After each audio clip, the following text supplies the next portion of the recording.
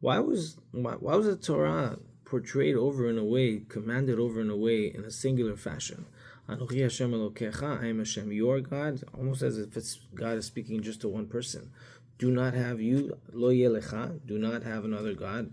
Kabed et avicha ve'et imecha, all in singular tense, while millions of people were standing there at the foot of the mountain, and we're here. Millions of Jews. And the Torah indeed is a broadcasting message to the entirety of the world, but certainly for Am Yisrael. Why is it said in singular fashion? It says the Mamlu is 3 reasons. Number 1, that a person should not think that the Torah is only meant for other people. Hey, it's a collective idea. Let other people deal with it. Let other people observe or study. I have to take it into my own hands. I have the responsibility. If I don't do it, it won't be done. If I don't study, there's less holiness in my life, in my home, in the world.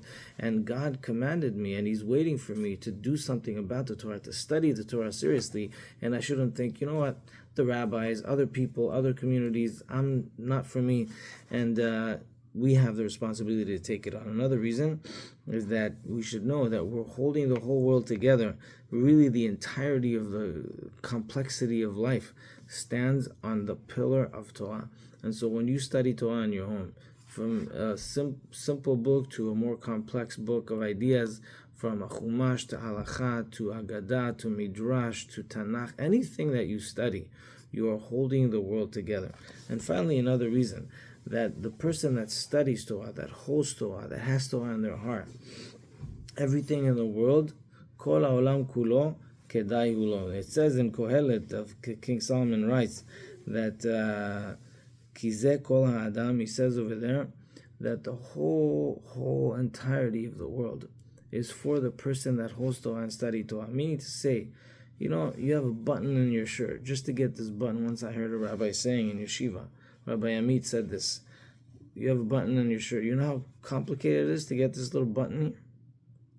Making it out of material, probably out of some oil and gas and plastics, and then putting it together, a whole team and a whole factory, and then sending it over to the factory that then adds it to the shirt, and putting all these ideas together just so you can have a shirt, just so you can have clothing, a home, food, necessities, transportation, all for what?